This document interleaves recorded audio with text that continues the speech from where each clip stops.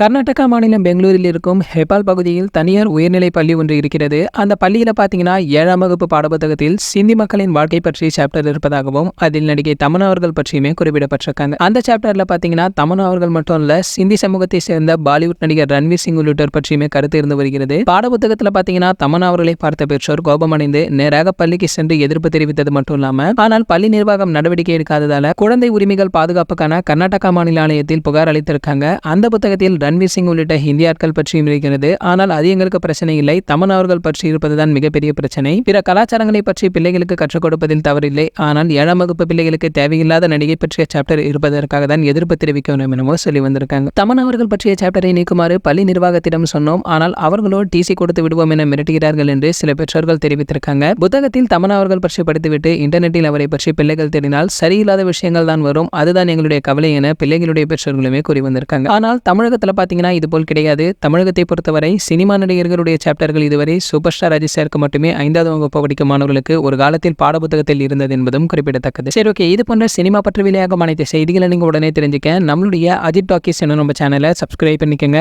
பக்கத்தில் உள்ள பெல் ஐகானை கிளிக் பண்ணிட்டீங்கன்னா நீங்க நம்ம வீடியோவை மிஸ் பண்ணாம பார்க்கலாம்.